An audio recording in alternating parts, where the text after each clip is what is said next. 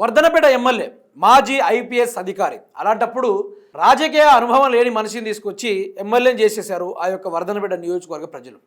చేసినప్పటికీ ఉన్న రోడ్లను మొత్తం ధ్వంసం చేసిండు. కొన్ని సంవత్సరాల నుంచి రోడ్లు పడని వాటిని కూడా కన్నెత్తి కూడా చూడలే. అసలు ఆ నియోజకవర్గంలో ఓట్ల కోసం తప్ప ఈ కేఆర్ నాగరాజు దేని గురించి తిరగట్లేదు. ఓన్లీ వరంగల్ సైడ్ మాత్రమే కొన్ని వార్డులకి పరిమితమైపోయిండు కేఆర్ నాగరాజు. వర్ధనపేట సైడు జాడపత్తలేని మనిషి.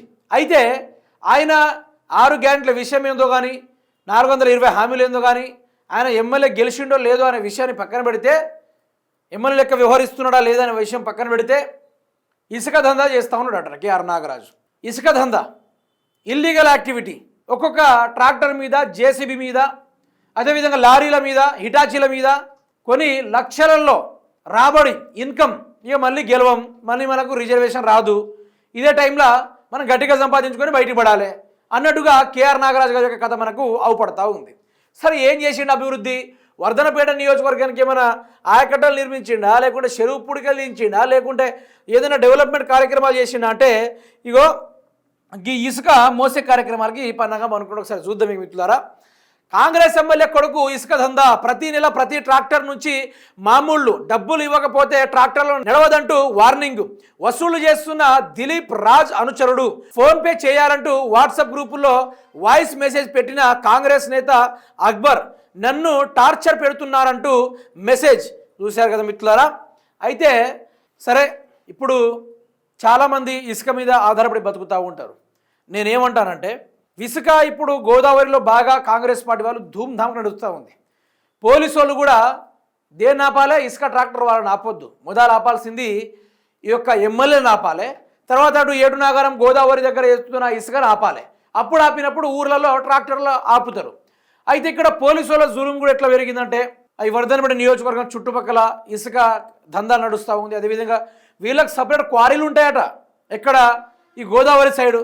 ఇది కేఆర్ నాగరాజు గారిది, ఇది యశస్విని రెడ్డి గారిది, అది మంత్రి సీతక్క గారిది, అది రేవంత్ రెడ్డిది అనుకుని కొన్ని ఏరియాలు వీళ్ళు ఇట్లా టెండర్ వేసుకుంటారట. దాని మీద కూడా ఎన్ని లారీలైనా ఇసుక మోసుకోవచ్చు, డబ్బులు ఫుల్గా దండుకోవచ్చు అనేది. అయితే కేఆర్ నాగరాజు గారు కొడుకు దిలీప్ అనే ఆ వ్యక్తి, అతను కూడా ఇసుక దందా చేస్తూ డబ్బులు ఫోన్పే చేయాలి, ఈ వారం ఒక 100 రూపాయలు ఎక్స్ట్రానే అవుతుంది కాబట్టి మీరు మాకు ఇవ్వాలి, లేదంటే తీసుకెళ్ళి మిమ్మల్ని పోలీస్ స్టేషన్లో అప్పచెప్తాం ట్రాక్టర్ అని అనుకుంటూ ఈ విధమైన ఒత్తిడికి గురి చేస్తూ ఉంటే ఆ యొక్క ట్రాక్టర్ డ్రైవర్ ఈ విధంగా వాట్సాప్ గ్రూప్లో ఆ కాంగ్రెస్ నేత అక్బర్ అనే వ్యక్తి ఆ వాయిస్ మెసేజ్ పెట్టాడట.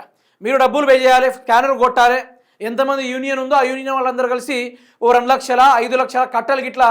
ఇక అయ్యేమో ఎమ్మెల్యే ఉన్నాడు, ఇక అన్ని శాఖలు మన చేతిలో ఉంటే పోలీసు వాళ్ళు మనం చెప్పినట్టే వింటారు, ఎవరైనా మన మీద వేలు చూపెడితే వాళ్ళని జైల్లో కూర్చోబెట్టే ప్రయత్నాలు చేద్దాం అనుకుంటూ ఈ దిలీప్ అనే ఆ కేఆర్ నాగరాజు గారి యొక్క కొడుకు ఈ విధమైన కార్యక్రమాలు చేస్తున్నాడు. మిత్రులారా, ఏం అభివృద్ధి చేసినావు కేఆర్ నాగరాజు అంటే ఇసుకతోటి సంపాదిస్తున్నా అని చెప్తా ఉన్నాడు ఇక్కడ డైరెక్ట్గా. ఇది వీళ్ళ కథ, వీళ్ళ యొక్క భాగోతము. ఇంకెక్కడ? ఈయన మాజీ ఐపీఎస్ అధికారి అయినా కొడుకు ఇక తండ్రికి తెలియకుండా కొడుకు ఏం చేయడు కదా, ఇద్దరు చేతులు కలిస్తేనే ఈ యొక్క వ్యవహారం నడుస్తుంది. ఫుల్గా దండుకుంటున్నారన్న డబ్బులు దండుకుంటే సామాన్య ప్రజలని హింసించే కార్యక్రమాలు చేస్తూ ఉన్నారు. ఇది కేఆర్ నాగరాజు గారి 2 ఏళ్ల చరిత్ర. ఇది 2 ఏళ్ల నుంచి కేఆర్ నాగరాజు గారు చేసిన గొప్ప ఘనత. నియోజకవర్గ ప్రజల్ని కాపాడింది ఇట్లా కాపాడిండు. దయచేసి రాష్ట్ర ప్రజలు ఎక్కడైనా మేలుకోండి, ప్రధానంగా వర్ధనపేట నియోజకవర్గ ప్రజలు మేలుకోండి. కేఆర్ నాగరాజు వల్ల 2 సంవత్సరాలు తట్టెడు మట్టిపోయలే, ఉన్న రోడ్లను ఊడబీకిండు తప్ప ఓ తట్టెడు మట్టిపోయలే. గుంతలల్లా ప్రజల్ని హింసించిండు, ప్రజల్ని ఆగం చేసిండు, ప్రజల్ని ఇబ్బంది పాలకు గురి చేసిండు. ఈయన మొహం కూడా చూడకుండా చాలామంది ఓటేసిర్రు. కేఆర్ నాగరాజు అంటే ఎవరు అని చూడకుండా ఎన్నో ఊర్లు ఆయనకు ఓటేసాయి. మా నాయకుడు అని భుజాలు ఎత్తుకుంటే ఏమైపోయింది? లాస్ట్కి ఆయన ఈ విధమైన ఇసుక అరాచకాలకు దిగిండు. మిత్రులారా, దయచేసి ఇకనైనా మేలుకోండి, పని చేయాలి. కానీ ప్రజల దగ్గర నుంచి దోసుకునేటోడు ఎందుకు కావాలి మనకి? అంతేనా కదా?